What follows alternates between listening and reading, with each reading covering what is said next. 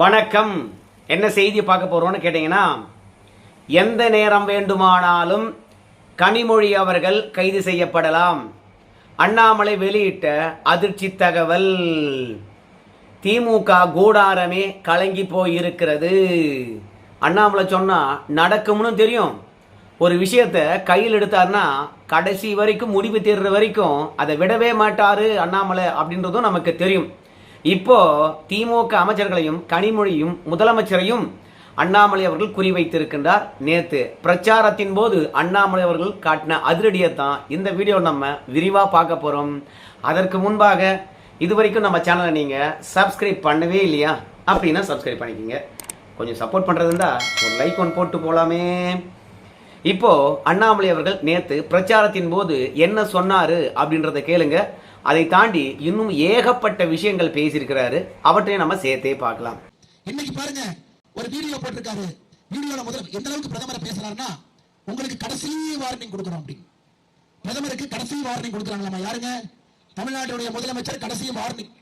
கடைசி வார்னிங் நம்ம கேட்கல அப்படின்னா இவர் என்ன பண்ணுவாருன்னு உங்களுக்கு தெரியும், எனக்கு தெரியும். அருமை சொந்தங்களே, இன்னைக்கு கோபாலபுரத்தினுடைய மொத்த குடும்பமும் நிறைய அமைச்சர்களும் எந்த நேரம் வேண்டுமானாலும் சிறைக்கு போகலாம். முதலமைச்சர் அவர்களே, அதே வார்னிங் திரும்ப நான் சொல்றேன். உங்களுடைய தங்கை கனிமொழி அவர்கள் எந்த வழக்கிலிருந்தும் விடுவிக்கப்படல, பெயில்ல வெளியிருக்காங்க. ஆராசா அவர்கள் எந்த வழக்கிலிருந்து விடுவிக்கப்படல, பெயில்ல வெளியிருக்கார். செந்தில் பாலாஜி அவர்கள் எந்த வழக்கிலிருந்து விடுவிக்கப்படல, பெயில்ல வெளியிருக்காங்க. 35 அமைச்சர்கள் 13 அமைச்சர்கள் சொத்து குவிப்பு வழக்கில் பெயில்ல வெளியிருக்கிறாங்க. ஏன் உங்க மேலேயே 2 சிபிஐ கேஸ் இருக்கு, அதையும் மறந்துடாதீங்க. மொத்தமாக புலால் சிறைக்கு மொத்தமா உள்ள போயிட்டீங்கன்னா கட்சி நடத்த கூட ஆள் இருக்க மாட்டேங்க. இந்த வார்னிக்கு வெங்காயம் எல்லாம் கோபாலபுரத்தில் வச்சுக்கணும்.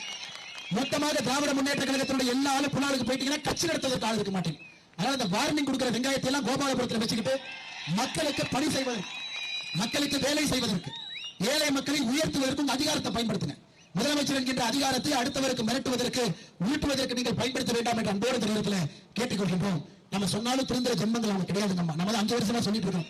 நேற்று நான் ஒரு வீடியோ போட்டிருந்தேன். அந்த வீடியோவில் நான் என்ன சொல்லியிருந்தேன்னு கேட்டீங்கன்னா, முதலமைச்சர் எப்போதெல்லாம் வீடியோ வெளியிடுகின்றாரோ அப்போதெல்லாம் திமுகவிலிருந்து யாராவது ஒருத்தர் கைது செய்யப்படுகின்றார்கள். 1 வருஷத்துக்கு மேலாக சிறையில் இருக்கின்றார்கள். இந்த முறை தமிழ்நாட்டுக்காக வீடியோ போட்டிருக்காரு. அதனால தமிழ்நாட்டை கைது பண்ண முடியாது, ஆகையினால முதலமைச்சரை கைது பண்ணுவாங்க அப்படின்னு சொல்லிட்டு நான் சொன்னேன். ஆனால் அண்ணாமலை ஒரு படி மேலே போய் திமுக தலைமை குடும்பத்தில் இருக்கிறவங்க அத்தனை பேரும் உள்ளே போயிடுவீங்க, யாரை மிரட்டுறீங்க, இந்த மிரட்டல் வெங்காயமெல்லாம் வேணாம் அப்படின்னு அதிரடி காட்டி இருக்கின்றார். அண்ணாமலையை பொறுத்த வரைக்கும் கவனம் ஈர்ப்புக்காக இதை சொல்லியிருப்பாரா அப்படின்னு கேட்டிங்கன்னா, கவன ஈர்ப்புக்காக இதை சொல்லியிருக்க வாய்ப்பே இல்லை. ஏன் தெரியுமா? தேர்தல் முடிந்த பிறகு திமுக அமைச்சர்கள் மீது இருக்கக்கூடிய ஒட்டுமொத்த ஊழல் பட்டியலும் மத்திய அரசாங்கமானது தூசி தட்ட போது, எடப்பாடியார் ஆட்சிக்கு வருகின்றாரா இல்லையா என்பதெல்லாம் தாண்டி நிச்சயமாக பாஜக திமுக அமைச்சர்களை உள்ள தூக்கி வைக்க போகுது. திமுக அமைச்சர்களை உள்ள தூக்கி வைக்கும் பொழுது பல அதிகாரிகள் மாட்டுவாங்க. அதிகாரிகள் ஏற்கனவே மத்திய புலனாய்வு விசாரணை அமைப்பு கிட்ட போயிட்டு ஊழல் தொடர்பாகவும், ஊழல்ல யாருக்கெல்லாம் தொடர்பு இருக்குது என்பது தொடர்பாகவும் விரிவா சொல்லிட்டு வந்துட்டாங்க. அதனால ஒவ்வொரு அமைச்சர் வீட்லயா இந்த தேர்தல் நேரம் என்று பார்க்காம கூட அதிரடியாக ரெய்டு நடத்திட்டு இருக்காங்க. அதனால திமுக தலைமை குடும்பமும் சரி, திமுக அமைச்சர்களும் சரி, வரிசையாக உள்ள போறதுக்கான வாய்ப்பு இருக்கிறது. அதுலயும் வருகின்ற கருத்து கணிப்பு அத்தனையும் பார்க்கும்போது திமுக தோத்துடுமா, ஆனா வலுவான எதிர்கட்சியா இருக்குமா, அதை பற்றி விரிவாக இன்னொரு வீடியோவில் பேசலாம். அதனால அமைச்சர் பெருமக்களை பொறுத்த வரைக்கும் தங்களை தற்காத்து கொள்ளத்தான் ஆசைப்படுவாங்க. ஏன்னா மாநிலத்திலும் பாஜக ஆதரவு பெற்ற கட்சி ஆட்சியில் இருக்குது, மத்தியிலும் பாஜக இருக்குது. 2 பேரும் சேர்ந்து அடிச்சாங்கன்னா உள்ள போனா அமைச்சர்கள் வெளியவே வர முடியாது. அதனால நாம எங்க சம்பாரிச்சு யார்கிட்ட கொடுத்தோம் அப்படின்ற விஷயமெல்லாம் அமைச்சர் பெருமக்கள் அழகா சொல்லி போடுவாங்க. அப்படி சொன்னாங்கன்னா தலைமை குடும்பமானது தப்பிப்பது கடினம் அப்படின்னு அரசியல் பார்வையாளர்கள் சொல்றாங்க.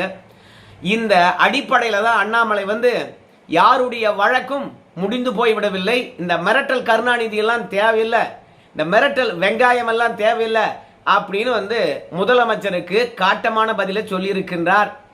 ஏன்பா திமுக வெற்றி பெறத்துக்கு என்னென்னவோ திட்டமெல்லாம் போட்டிருக்கு தெரியுமா நம்முடைய அரவிந்த் கெஜ்ரிவால்லாம் வராருப்பா திமுக வெற்றி பெற செய்யறதுக்கு அப்படின்னு நீங்களாம் சொல்லுவீங்க. அந்த மனுஷன் டெல்லியில் பிரச்சாரம் பண்ணியே அவனால் வெற்றி பெற முடியல. அவன் ஸ்டேட் விட்டு ஸ்டேட் வந்து இங்கே திமுகவை தூக்கி நிறுத்த போகிறானா, அறுத்து தள்ள போகிறானா? இதெல்லாம் சும்மா டெல்லியிலிருந்து ஆளுமைகள் வருகின்றார்கள் அப்படின்னு காட்டுறதுக்கு தான். இல்லை டெல்லி முதலமைச்சராக இருந்த அரவிந்த் கெஜ்ரிவால் அவர்களே வருகின்றார் அப்படின்னு பில்டப் கொடுக்கத்தான். அது மட்டும் கிடையாது, திமுக காங்கிரஸ் கூட்டணியானது இறுதியாகி போய்விட்டது. வேட்பாளரும் அறிவிச்சிட்டாங்க. அந்தந்த கட்சிகள் களத்தில் இறங்கி பிரச்சாரம் பண்ணிட்டு இருக்காங்க. ஆனால் இன்னும் காங்கிரஸ் கட்சியில் இருக்கக்கூடிய மூத்த தலைவர்களோ அகில இந்திய தலைவர்களோ தமிழகத்தில் வந்து பிரச்சாரம் பண்ற மாதிரி தெரியவே இல்லை. அதனால ராகுல் வராரோ இல்லையோ அவருடைய இடத்துல அரவிந்த் கெஜ்ரிவால் அவர்களை அழைத்து வந்தாவது நம்ம ஈடுகட்டுவோம் அப்படின்னு திமுக ஐடியா போட்டிருக்குது. அதனால தான் அரவிந்த் கெஜ்ரிவால் அவர்களை கூட்டுன்னு வராங்க. அரவிந்த் கெஜ்ரிவால் கட்சி தமிழகத்தில் இருக்குதா? தமிழகத்துக்கென்று ஒரு தலைவரை போட்டிருப்பாங்க. அவரை தவிர வேற யாரும் கட்சியில் இருக்க போறது கிடையாது. அதனால அரவிந்த் கெஜ்ரிவால் வந்தெல்லாம் திமுகவை தூக்கி நிறுத்த மாட்டாரு. அவருக்கு வாக்குகளை அள்ளி தந்துட மாட்டாரு. அதையெல்லாம் வெறுமனே உளவியல் ரீதியாக திமுகவுக்கு எப்பேற்பட்டாலும் ஆதரவு தெரிவிச்சாங்க தெரியுமா அப்படின்னு ஒரு நெரேட்டிவ் செட் பண்றதுக்கு தான். ஆகையினால திமுக காரன் வெற்றி பெறதா இருந்தா நேற்று அண்ணாமலை அவர்கள் சொன்னார், திமுக காரனுக்கு தான் செய்த சாதனை மக்கள்கிட்ட சொல்லி வாக்கு கேட்க முடியடா சாமி.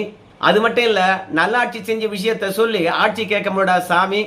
அதனால அவனே வீடு வீடா டோக்கன் எடுத்துன்னு சுத்திட்டு இருக்கான். தபார் ஓட்டு போட்டீங்கன்னா இந்த டோக்கன் உங்க பேர் கொடுங்க, உங்களுடைய நம்பர் கொடுங்க, நான் கரெக்டா ஜெயிச்ச உடனே 8000 ரூபாய்க்கு டோக்கன் கொண்டு வந்து கொடுப்போம் அப்படின்னு சொல்றான். ஆனா இதையெல்லாம் முறியடிக்கத்தான் எடப்பாடி பழனிசாமி கிட்டத்தட்ட 10,000 ரூபாய் ஒவ்வொரு குடும்பத்துக்கும் ஓட்டு போட்டா அப்படின்னு அதிரடி காட்டி இருக்கின்றார்.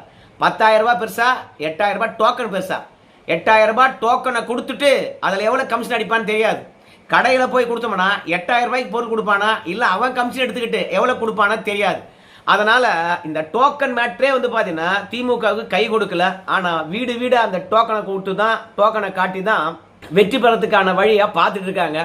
ஆனால் வெற்றி பெறுவாங்களா அப்படின்னு கேட்கும்போது அதுக்கு அண்ணாமலை சொல்றாரு, மக்கள் செல்வாக்கு பெற்றவர்கள் வேட்பாளராக நிறுத்திருக்கணும், மக்களுக்கு வேலை செஞ்சவங்க வேட்பாளராக நிறுத்திருக்கணும், கட்சிக்கு உழைச்சவன் வேட்பாளராக நிறுத்திருக்கணும். இப்படி எந்த கேட்டகரியும் இல்லாம 3 பேரை காக்கா பிடிச்சா போதும் வேட்பாளர் ஆயிடலாம் அப்படின்னு சொல்லிவிட்டு திமுகவில் 3 பேரை காக்கா பிடிச்சி இன்னைக்கு வேட்பாளராக வந்திருக்காங்க. யார் அந்த 3 பேரு அப்படின்னு சொல்லுகின்ற போது 1 உதயநிதி ஸ்டாலின், 2 வந்து பாத்தீங்கன்னா சபரீசன், 3 முதலமைச்சர் ஸ்டாலின். இந்த 3 பேரை காக்கா பிடிச்சா போதும் நாம வேட்பாளர் ஆயிடலாம் அப்படின்ற ஒரே எண்ணத்தினால தான் இன்னைக்கு திமுகவில் பல பேரும் வந்து காக்கா பிடிச்சி சட்டமன்ற உறுப்பினருக்கான வாய்ப்பை பெற்றிருக்கிறார்கள். ஆனா இந்த வேட்பாளர் பட்டியல் வந்து மக்கள் செல்வாக்கும் இல்லை, மக்களுக்கு ஒன்றும் செய்யல, கட்சிக்காகவும் உழைக்கல, காசு வச்சுங்கிறான். சபரீசனையோ இல்ல துர்காமாவையோ இல்ல உதயநிதி ஸ்டாலினையோ அப்படியே கொஞ்சம் கரெக்ட் பண்ணி மு.க. ஸ்டாலின் அவர்களை குளிர் வச்சு வேட்பாளராக வந்துட்டாங்க.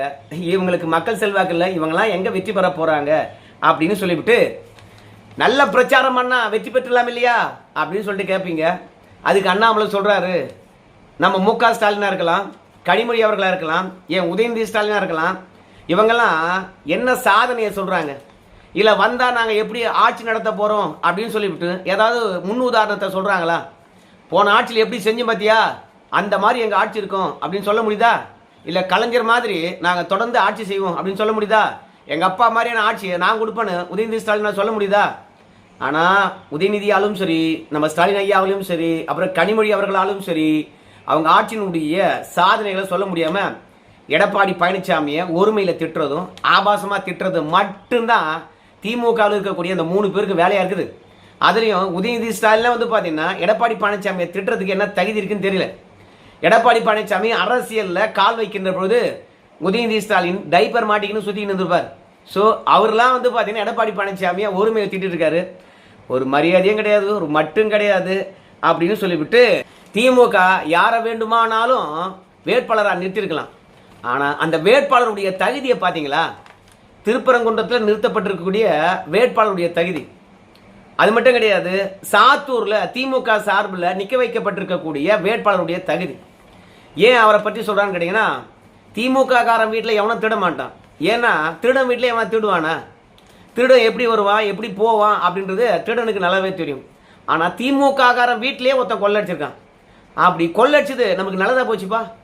ஏன்னா சாத்தூரில் திமுக சார்பில் யார் போட்டியிடுகின்றார்களோ அந்த வேட்பாளர் தேர்தல் ஆணையத்தில் போய், ஐயா நான் 22 சவரன் வச்சுருக்கேன், என் மனைவி கிட்ட வந்து பார்த்தீங்கன்னா ஒரு 10 சவரன் இருக்குது அப்படிலாம் பொய்யா கணக்கு சொல்லி அஃபிடவிட்டை ஃபைல் பண்ணியிருக்காரு. ஆனால் திருடனை பாருங்க, வீட்டுக்கு வந்தான், வீட்டில் இருக்கின்ற காசு அல்லனா வீட்டில் 122 சவரனை அள்ளின்னு போயிட்டாங்களாம். அரசாங்கத்துக்கு கணக்கு காட்டுகின்ற போது 22 சவரன் தான். ஆனால் கொள்ளை அடிச்சுட்டு போயிருக்கிறது 122 சவரன். கொள்ளை அடிக்கப்பட்ட நகை உண்மையா இல்லை தேர்தல் அஃபிடவிட்டில் கொடுக்கப்பட்டிருக்கின்ற நகைகள் உண்மையா? இப்போவே தெரிஞ்சு போச்சா? திமுக காரன் ஒட்டுமொத்தமாக பொய் தான் சொல்கிறான், மக்களை ஏமாத்துறான்னு நல்லா தெரிஞ்சு போச்சா? ஸோ இப்படி நேர்மை இல்லாதவனங்க மக்களுக்கு வந்து எண்ணத்தை வந்து வேலை செஞ்சு மக்களுடைய நம்பிக்கையை பெற போகிறானுங்க. ஒட்டுமொத்த திருட்டு பையனையும் களத்தில் இறக்கிட்டு எங்களுக்கு ஓட்டு போடுனா எப்படி ஓட்டு போட முடியும்? செந்தில் பாலாஜியால் தான்ப்பா இந்த முறை திமுகவை தோக்க போகுது. கோவை தெற்கிலிருந்து கோபாலபுரம் வரைக்கும் ஒட்டுமொத்த தொகுதியும் திமுக தோக்க தான் போகுது பாருங்க. இது உண்மைதானா அப்படின்னு கேட்பீங்க என்ன. ஆனால் திமுக தோக்கத்து என்பதோ உண்மைதானுங்க. ஏன்னா மக்கள்கிட்ட பெருசாக மீண்டும் திமுக ஆட்சிக்கு வரணுன்ற எண்ணம்லாம் சுத்தமாக கிடையாதுங்க. ஆனால் நம்ம விஜயனுடைய மேஜிக்கு யாருக்கு பாதிப்பை ஏற்படுத்த போகுதுன்னு தெரியலிங்க.